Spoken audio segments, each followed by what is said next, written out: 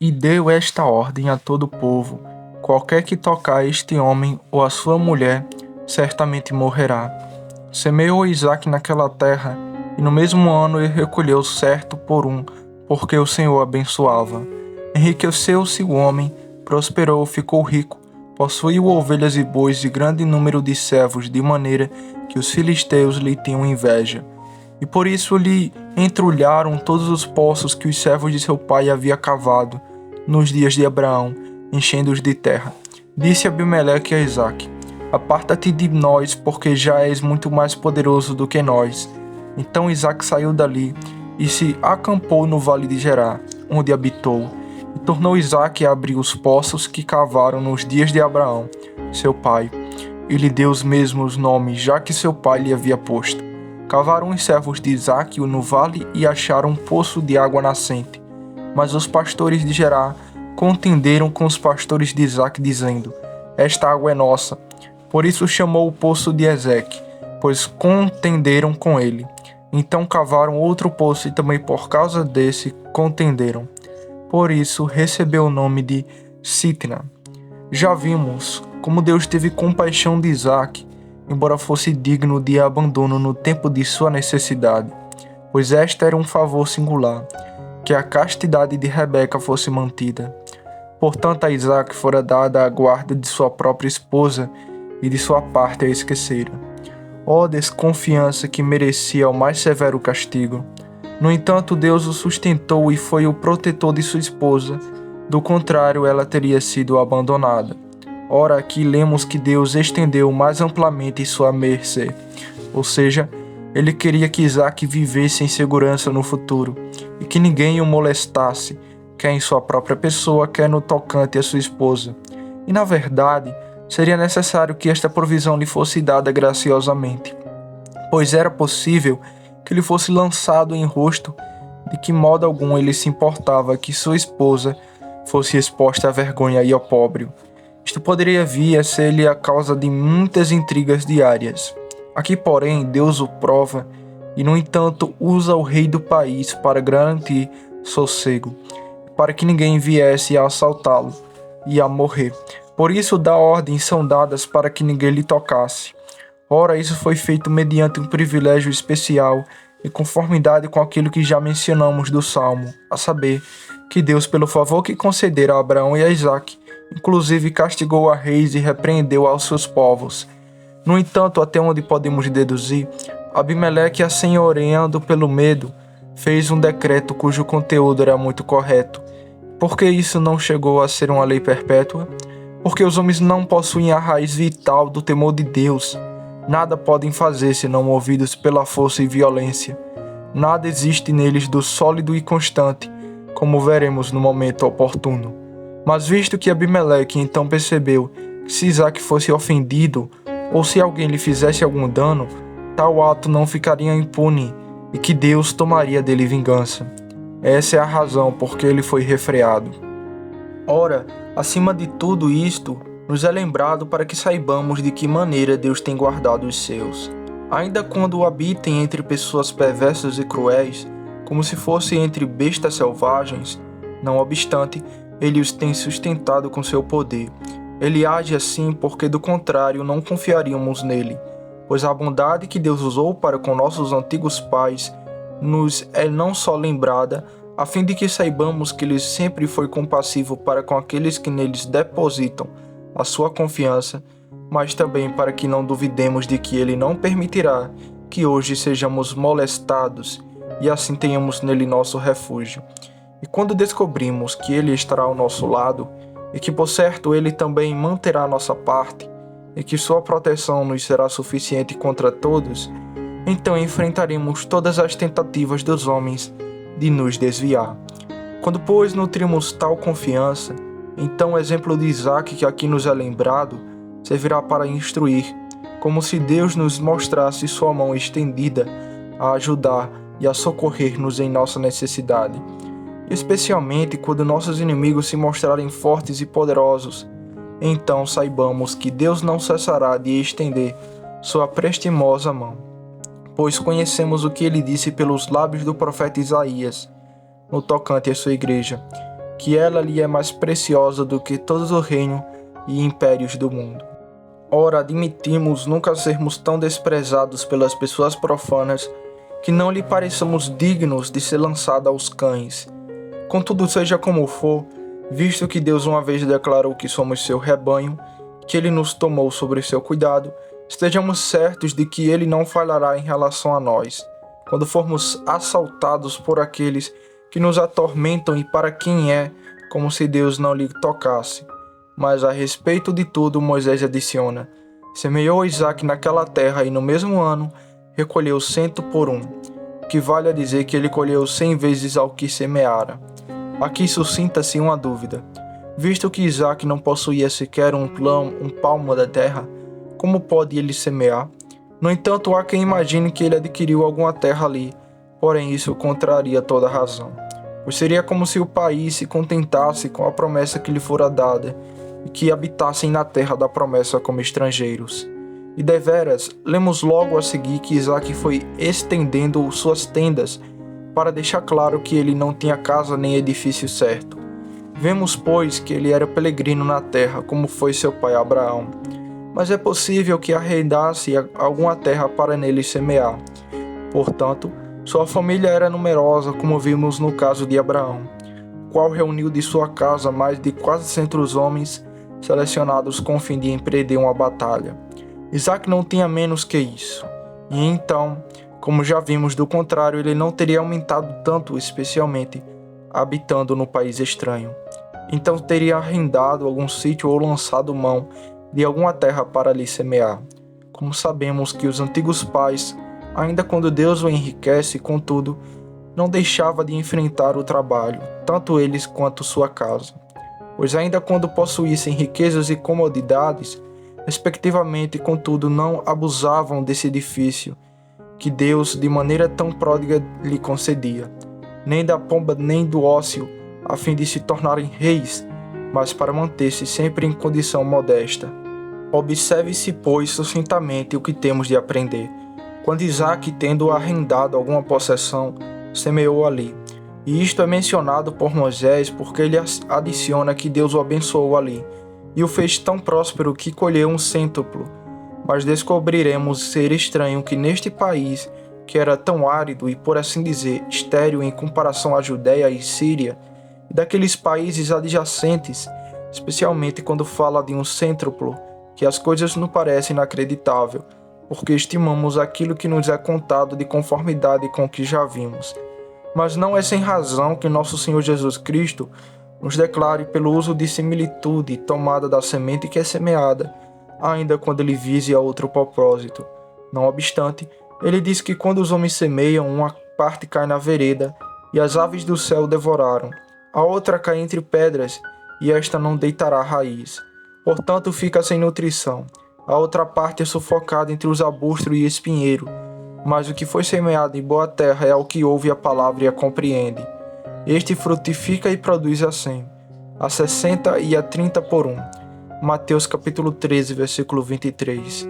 Ao chegarmos nesse ponto, não podemos ser persuadidos a esse respeito, a menos que fosse o Filho de Deus a falar.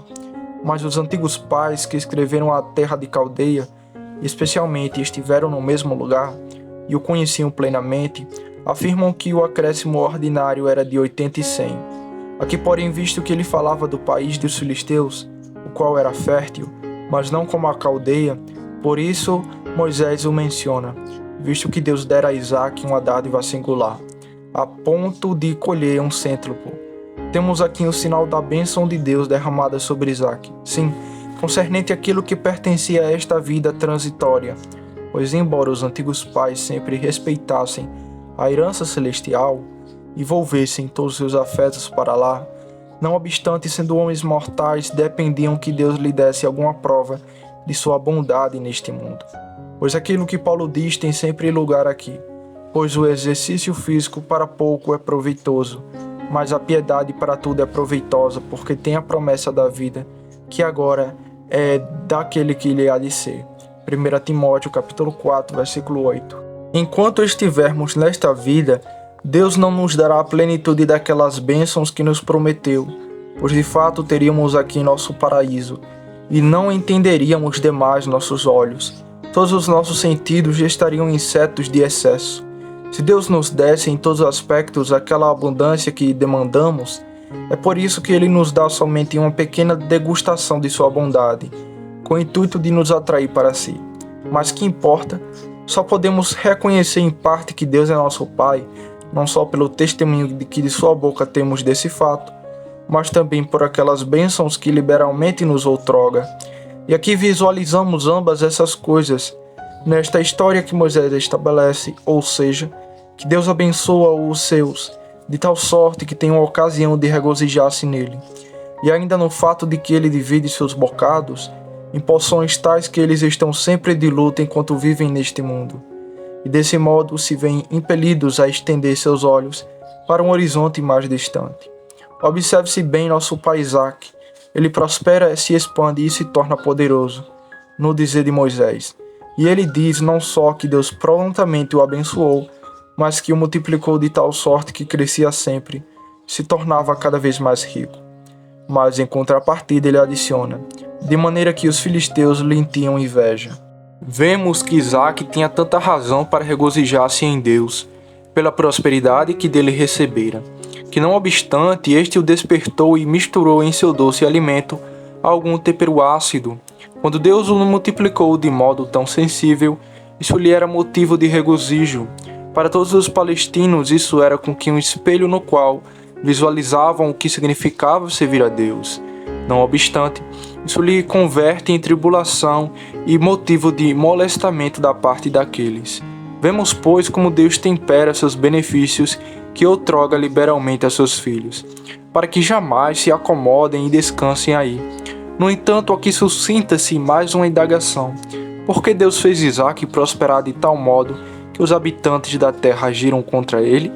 Porventura não lhe teria sido preferível que tivesse continuado numa condição modesta, vivendo tranquilamente sobre sua tenda, do que enriquecer desse modo, a ponto de moverem guerras contra ele, não conseguindo torelá-lo, receando que viesse a tornar-se senhor sobre eles, e por fim viesse tratá-lo sobre a planta de seus pés? Tudo indica que se Deus tivesse agido assim, teria havido mais proveito a Isaac. Porventura o motivo de o multiplicar seria para que ele fosse perseguido.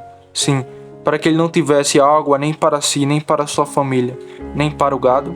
Deus, porém, é tão sábio que dispôs as coisas que se faz seus servos prosperarem. Com isso, ele mostra que devem mantê-lo dispostos para com ele, para que tenham ocasião de bendizê-lo.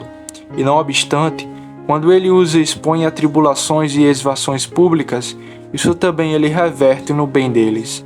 Assim, pois, que observemos isto com a regra, que todas as graças que recebemos da mão de Deus neste mundo são associadas a algumas misérias, e que nosso mel nunca é tão puro que nele não haja perenemente certo misto de fel. Deus bem que poderia tornar outro curso, caso quisesse, porém devemos estar sujeitos e viver contentes com aquilo que ele faz, ainda quando nosso sentido e as concupiscências de nossa carne resistam. O fato é que se um homem se deixasse advertir, jamais buscaria tornar-se o rico ou poderoso, e assim ele meramente puder comer, beber e vestir-se, então não busque nenhum outro estado ou condição. Não obstante, apraz a Deus exercitar alguns com pobreza e ser liberal para com outros, e ambos os pobres e os ricos podem ser fiéis e ambos filhos de Deus. Não falo de modo em geral, porém notamos que há alguns que temem a Deus, os quais não são todos de igual posição e condição.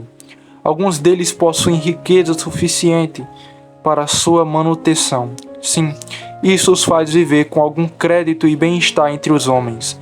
Outros raramente possuem um bocado de pão para comer. Ora, se estivesse em nós ordenar esta matéria, gostaríamos que saber usasse antes de uma medida igual e parecida. Sim, mas ele sabe para que escolhe antes de tal adversidade. E por isso cumpre-nos vivermos contentes com sua vontade.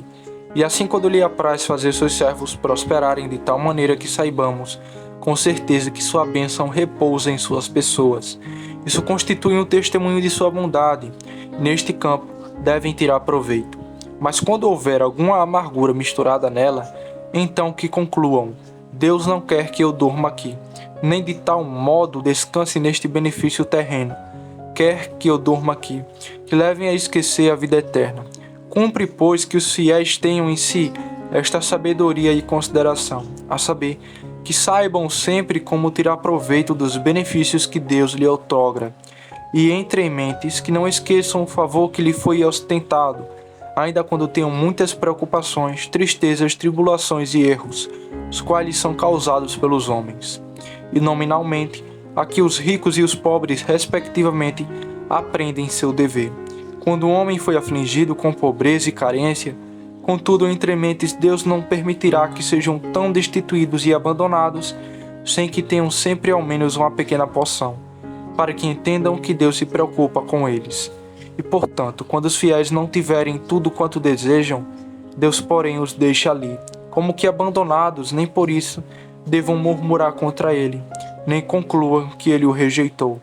Mas aquilo que ele lhe der, ainda quando lhe pareça tão pouco, sim, nunca será pouco demais, então que o apliquem para degustar a bondade de Deus, de modo que o invoquem como seu Pai e depositem nele sua confiança e pacientemente suportem sua condição, a qual de outro modo lhe seria dura e miserável. E no tocante aos ricos, quando tiverem mais riquezas do que miserável e reclamar de suas necessidades, se isso lhe causar algum dano e algum cuidado, e lhe produzirem tristezas, lembre-se do provérbio popular: aquele que possui terra tem por perto a guerra.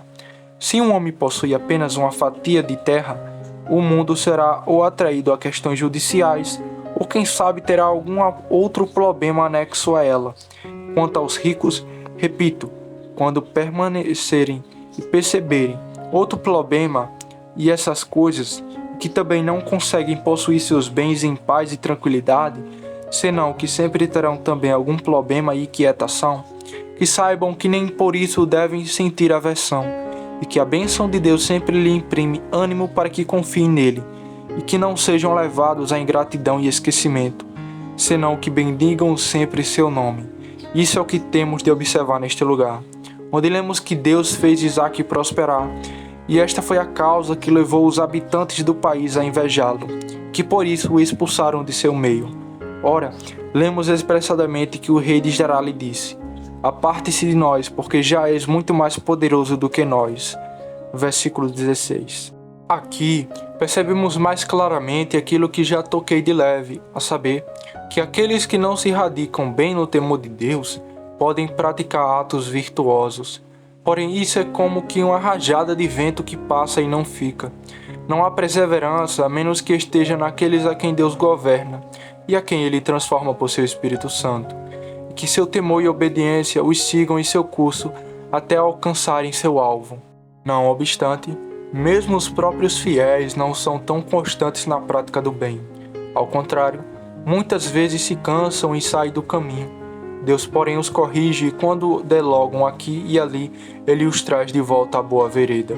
Mas como para aqueles a quem Ele ainda não regenerou, nem os converteu, e que mantêm sua natural inclinação, ainda quando às vezes pareça que farão prodígios, contudo, ao aceno de uma mão são transformados. Vemos isso no rei de Gerar, que antes disso mais parecia um anjo, pois quando falou do possível abuso cometido contra a esposa de outro homem, disse que tal coisa afetaria todos os pais, e faria com que a vingança de Deus recaísse sobre grandes e pequenos. Temos aqui uma sentença divina. É como se Deus falasse por sua boca, e deveras há uma dúvida que esta confissão foi arrancada dele contra si mesmo e contra todos quantos consideram isso como sendo, por assim dizer, um pecado venial. Eis, pois, Abimeleque demonstrando que Deus sempre lhe impôs e o inflamou com um zelo tal que mantinha este erro em profunda aversão, pois bem sabia que o mesmo causava em Deus grande desprazer.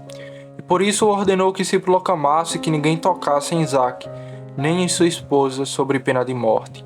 Este, contudo, é outro ponto que se deve recalçar. É como se Abimeleque nutrisse profundo temor de Deus. No entanto, logo depois ele ordena a Isaque: aparte-se de nós. Ele o expulsa, sabe que este está sob a proteção divina, e quando tenta alguma coisa contra ele, porventura não está como desrespeitando a Deus e interrompendo a proteção que até então dispensa ao seu servo? Pois aprendamos que, visto que ser tão notório entre os que não nutrem o temor de Deus, que caso em dado comento se mostrem gentis e corteses para conosco, e logo depois mudam sua atitude, então que tenhamos paciência e estejamos prontos a sofrer suas injúrias, depois de lhe haver feito bem. Demais, saibamos que a menos que Deus nos imprima seu temor e nos dê uma viva raiz dele, jamais teremos em nós qualquer constância ou sobriedade.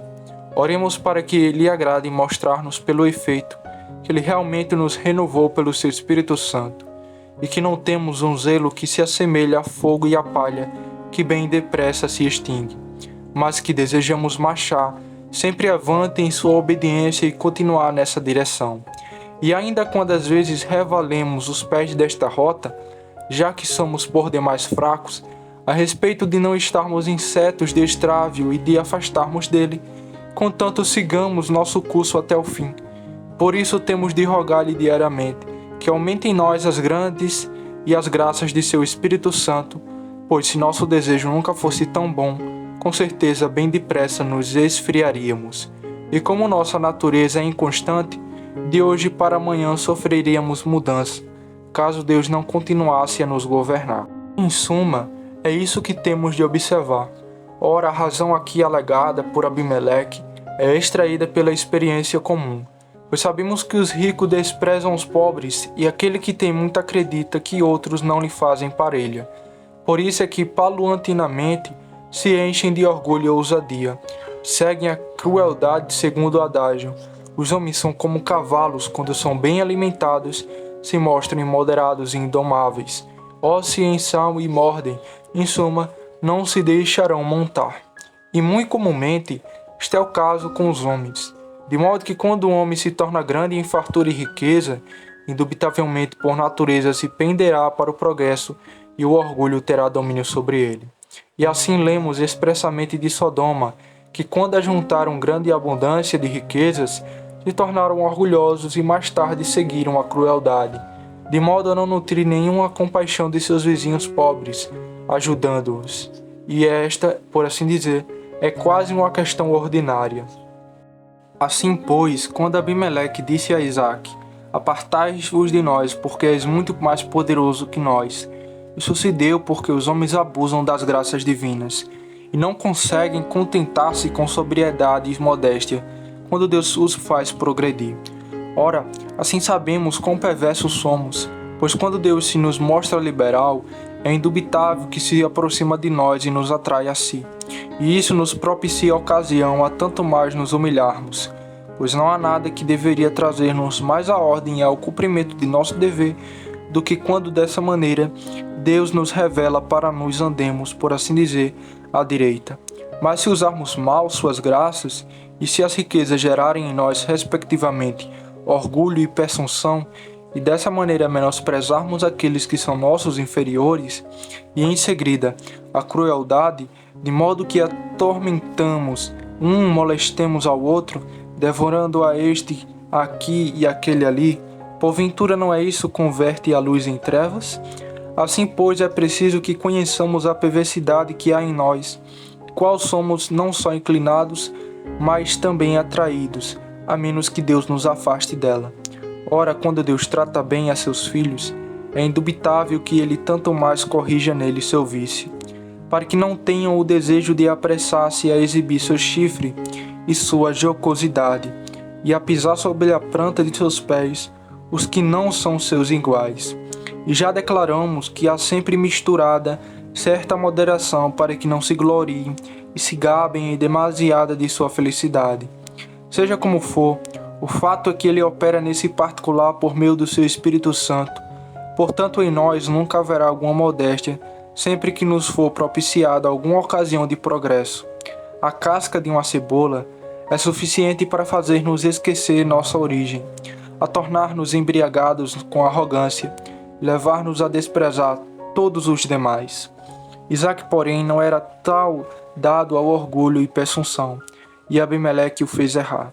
mas ele o mediu pela amestragem comum, uma vez que o critério dos homens é sempre oprimir os menores, quando tem a chance de fazê-lo, e tirar ou deixar, segundo o seu poder de causar dano.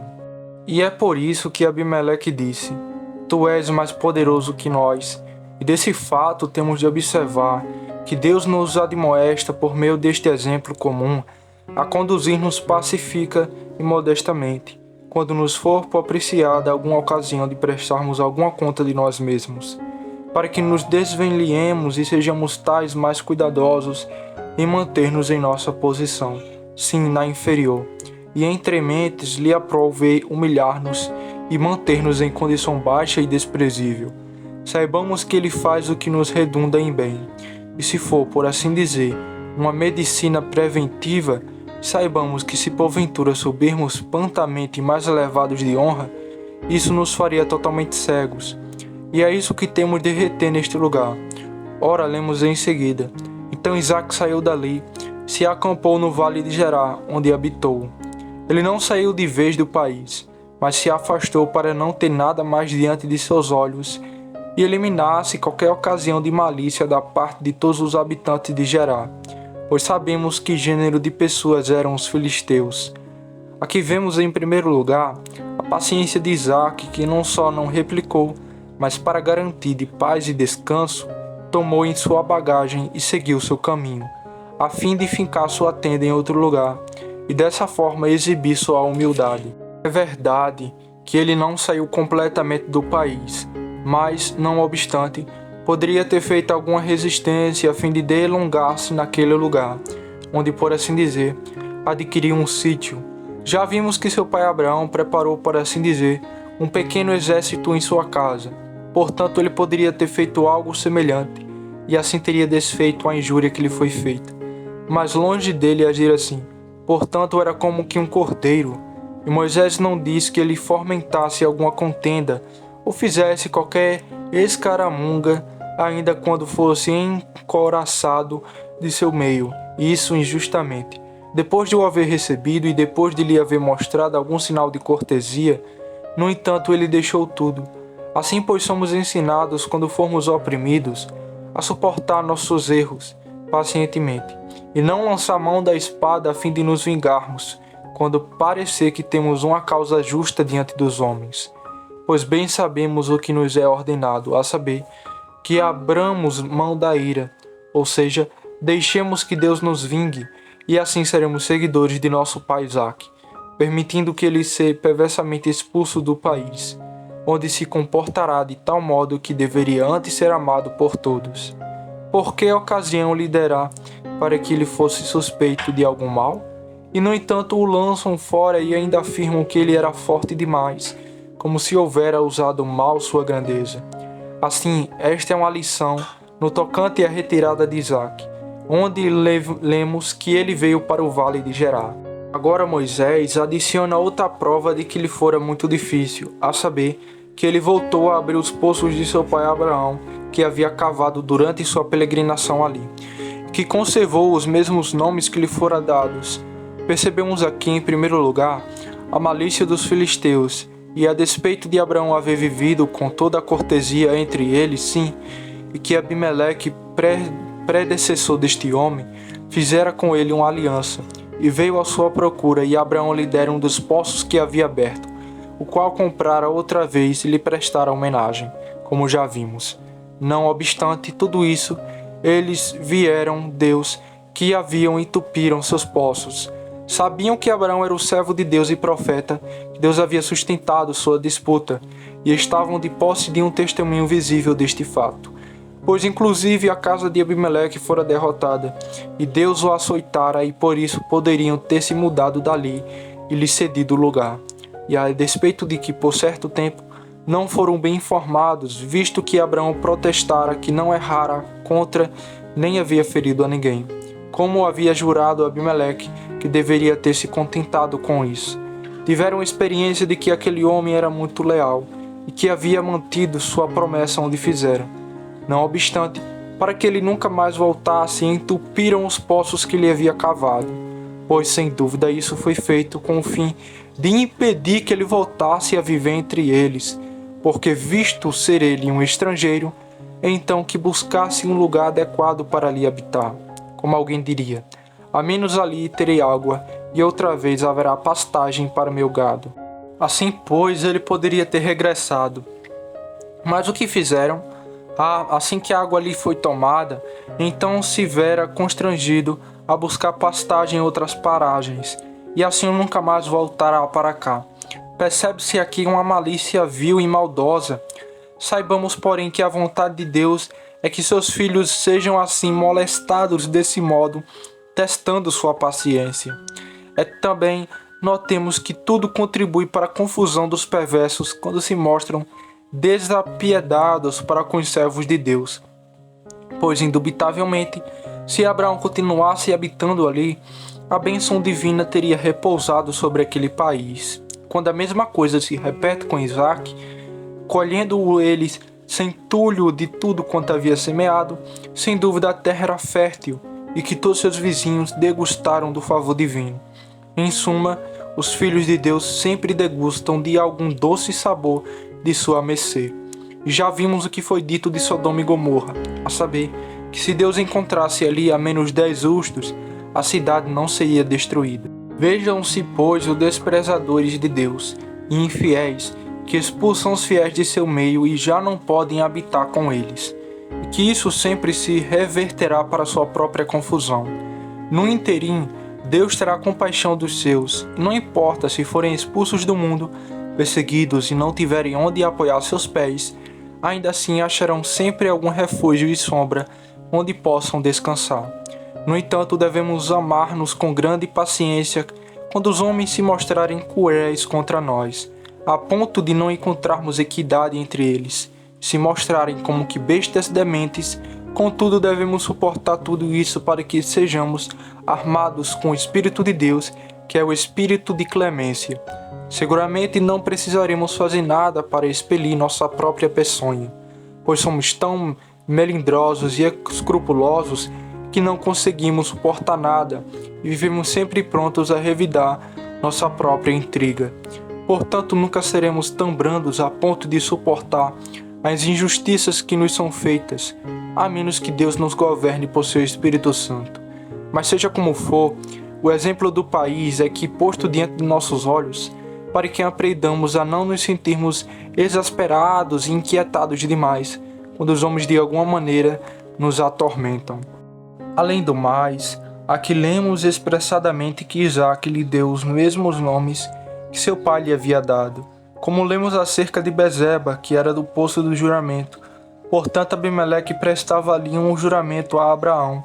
Ora, isso se deu para que a posse fosse mantida, pois este era igualmente um instrumento público ou escritura de contrário ou algo parecido.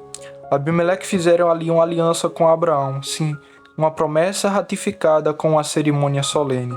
Abraão reconhecera a homenagem que lhe era prestada pelos poços. O próprio nome testifica desse fato, de modo que Isaac pretende que os habitantes soubessem que esta era uma parcela da herança que seu pai lhe adquirira, e por isso ela lhe pertencia por força de lei. Mas nada disso prevalece, não importa de nome recebesse, não obstante tudo isso não cessam de digladiarem-se com ele. E assim vemos que por mais que os filhos de Deus outra coisa não busquem senão desfrutar do que lhe pertence, e lhe seja lícito usar, não obstante daí serão expulsos, pois os desprezadores de Deus são imprudentes. Não importa o que os homens lhe alegarem, mesmo assim diante deles nem razão nem equidade pode prevalecer ou contar com sua consideração. E ao notarmos a mesma coisa hoje, não concluamos que tal coisa seja nova ou estranha. Naquele tempo de hoje, havia mais simplicidade. Não obstante, percebemos que Isaac seria expulso de tudo aquilo que pretendesse ser seu por direito. Como era possível? Por isso lemos que ele deu nomes àqueles 2 poços, os quais foram tirados dele, significando que lhe pertenciam por força de lei, isto é, do quais havia tomado posse, pois não lhe era vantajoso licitar como se dá hoje. No entanto, é violentamente expulso da possessão. Ora, não há dúvida de que, ao dar esses nomes que embutiam profia e contenda, Isso foi feito como se ele estivesse apresentando a Deus sua queixa, ao ver que os ouvidos dos homens eram surdos e destituídos de toda e qualquer razão. Ele não tinha outro recurso senão estabelecer este memorial para que Deus tivesse dele compaixão. Agora, pois, aprendamos quando nada lucramos, exibindo nossos títulos e direitos com o intuito de conservar o que é nosso e o que nos for dado, que todavia não deixamos de confiar que afinal Deus usará de compaixão para conosco. Eis, pois, o que temos de fazer. Quanto estiver em nós, nos esforcemos para que os homens nos deixem em paz e não nos venham devorar. Isso será sempre lícito aos filhos de Deus, porque por mais que nos seja imposto e que sejamos como ovelhas entre os lobos, contudo Deus nos tem permitido uma defesa pacífica, visto que Ele nos tomou em suas mãos. Portanto, devemos esforçar-nos, quanto estiver em nós, por repelir todas as violências, injustiças ultrajantes e tumultos que porventura nos for feito, e todos os molestamentos que porventura engredem contra nós. Porventura temos feito isto?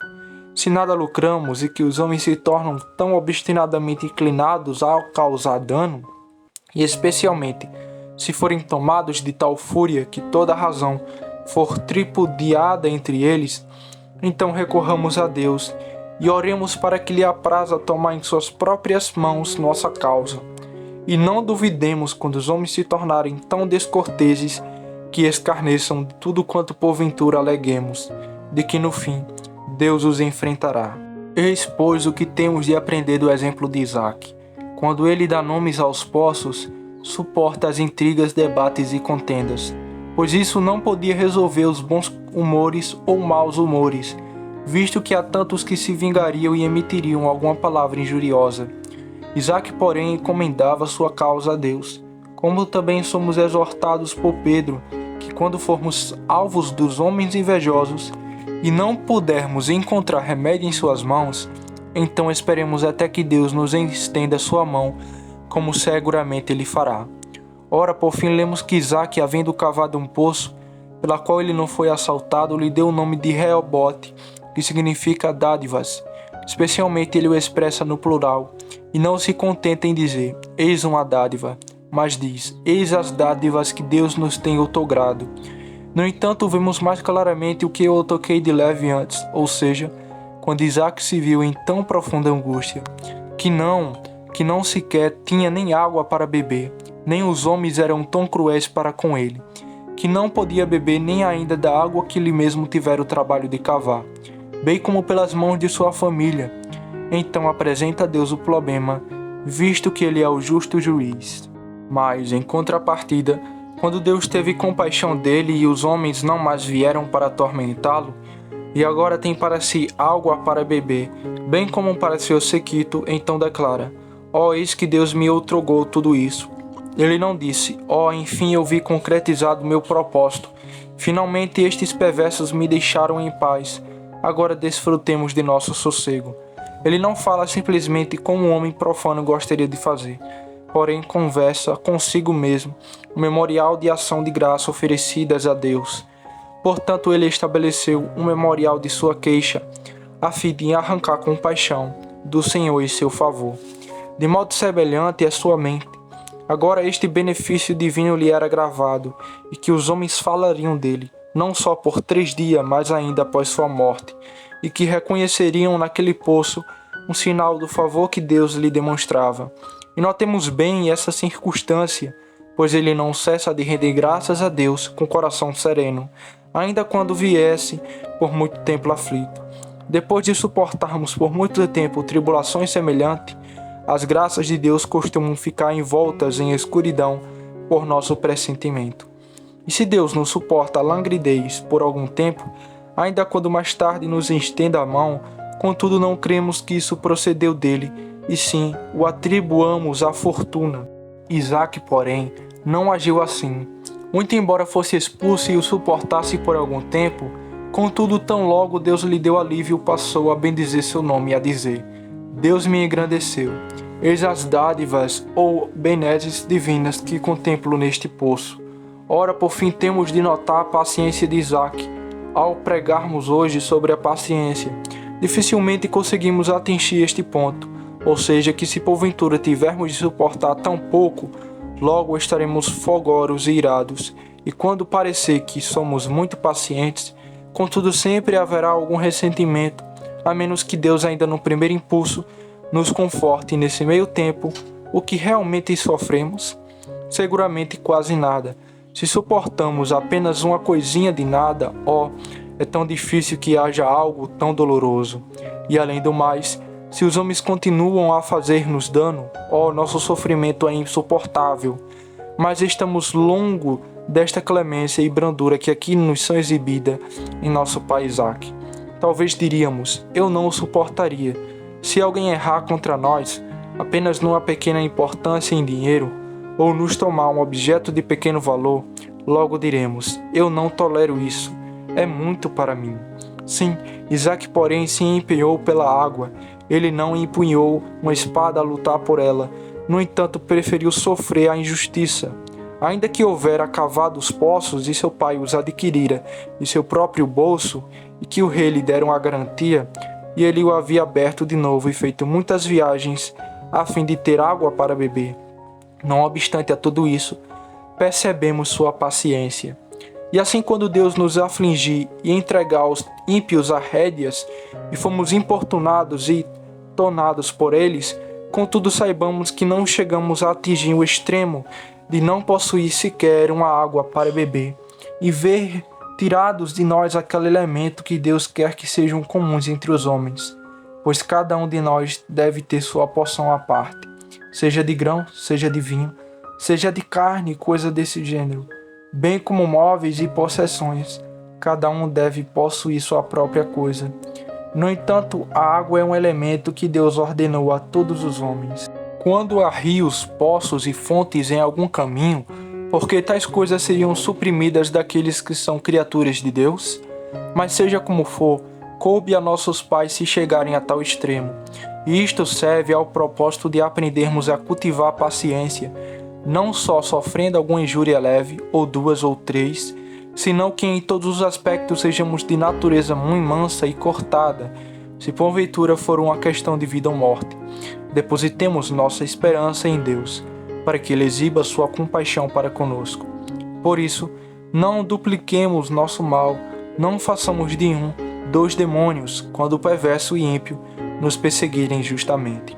Mas lutemos a fim de abrandar seus corações e aplacar a malícia que direcionam contra nós.